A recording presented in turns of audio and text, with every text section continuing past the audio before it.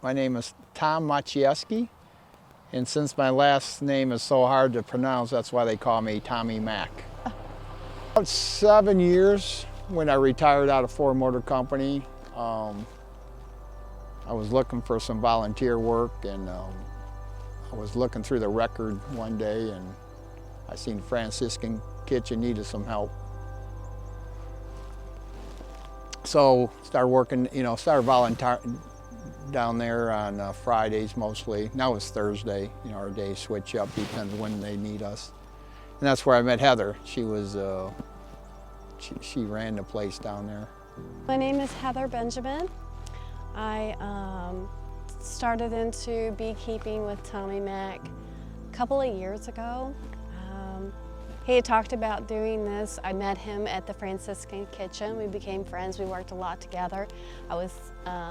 Recently I'm retired from there. I was the business manager for about 8 years, and I had volunteered there 14 years prior to that. So I've been a part of the organization for 22 years now. And it really had my heart and soul. I mean, I just absolutely love it over there. And I've met so many wonderful people, including the friars here from the Mount. That's really how I got to know most of them. Some of them became very dear friends of mine, such as Brother Ambrose and Father Vince. I've got to know him very well. Brother Jaime, he works over there and helps out a great deal. So it's been a pleasure to get to know all of them. Father Vince, and we started. Yeah, he's a good guy. He's a artsy guy. He cares about nature. He called me up one time. They wouldn't let him up on a building on a ladder when he was doing the pump house painting. So he called me up. I kind of had to sit there and watch him, make sure he didn't fall off the ladder and help him move the ladder and stuff like that. And we got to know each other quite well in that little time period. At the kitchen we would talk, but there we spent a few hours together. I was literally watching paint dry with him. So what I got to know about his family and his other stuff. Yeah. I appreciate people like Father Vince who care about nature and like I said, he's the one who kind of got me permission to put the hives up here too. I used to live in Taylorsville, Kentucky, and I started off with 2 hives. Okay. Then I downsized, and then I took them over to a friend's house, not too far from here, and he didn't really like them. He didn't like bees at all, and I did some traveling. He kind of kept an eye on them for me. It was like my 2nd year of beekeeping, and anyway, when I was volunteering at the kitchen, got to know Vince pretty good, and see if he was willing for me to bring the bees out here, and I said, whatever, I'll give the Mount half the honey to sell in their store. And then when you came out, then you started with how many here and then added? 2. You started with 2 and then added, of course. How many do you have now? Right now we have 9. Tommy needed some help at some point, and he was like, yeah, you want to come out? And I was very hesitant for a while, but I started to come out, really started enjoying it.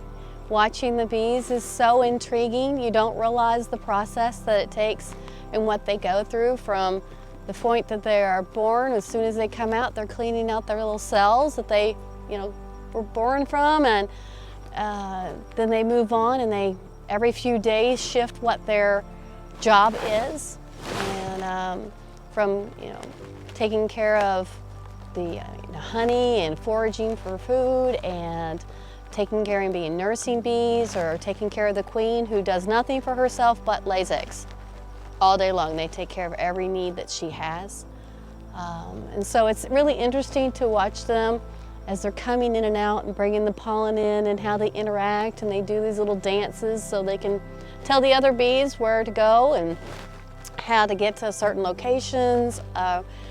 So it's been a lot of fun. You have those experiences at first. It's a little overwhelming when you're opening that hive, especially in honey flow season, and even though you're in your suit, there are just 60,000 bees surrounding you as you are. You get a little more comfortable with it as time goes on, and you realize that when you're in your suit, for the most part, you're in a safe space. You got a good suit. I don't really have any problems with mine. It's when you come out of them and they're following you after you leave. Or you get in the car and a guard bee just happens to be following you and on your outfit. You might not realize it and you unzip. But you know what?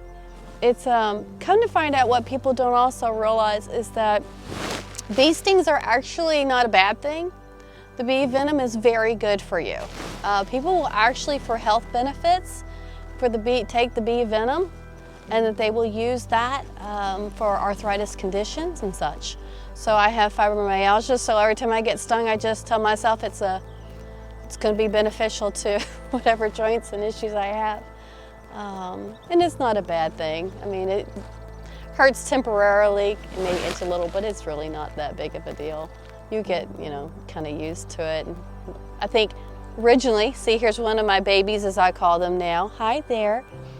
They always seem to be very drawn to me, but that doesn't bother me anymore. It used to, it would have, but Tommy laughs because I sit and talk to them all the time.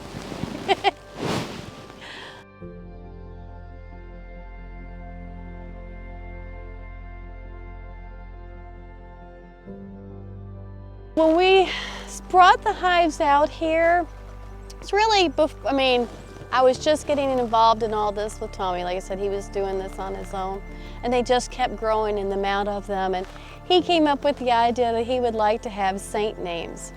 So we decided as we were going through them, just kind of our favorite saints. And of course, the first one, the hive you have, the three of them here, the horizontal hive, which is the one that looks like a house, that's Saint Francis. So that was the first, that was one of the first horizontals I think you made. And then we have St. Patrick, which was also his brother's name. And St. Thomas, which of course represents Tommy's name. Then we have in our other bee yard a variety of them. Let me see if I can remember them all. St. Mercedes, which is my daughter's name. And we have one that is St. Richard, which was a friend of ours as well. We have mine, which is named after Saint Ambrose, which is, of course, Brother Ambrose being a dear friend of mine, and I named that hive in honor of him. Saint Hilary, which is Tommy's brother. Trying to think what the others are. Saint Michael. Saint Michael is one of them. But like I said, as we get more hives, and of course that changes. It changes based off if the hives survive, and you keep the same hive, and sometimes we shift and move things to other places and yards. So, but we always try to have a saint name for the hives that we are working with. And it makes it a lot easier when you're trying to keep track of information about each individual hive, or you're talking about one. Can't really go by location so much, so you can say, Saint Ambrose or Saint Francis hive. So it helps us, but it's kind of our way of honoring nature and saints. And a lot of these saints are ones that, especially St. Francis and St. Anthony, very much into nature and animals, and so that's just a way of honoring them as well.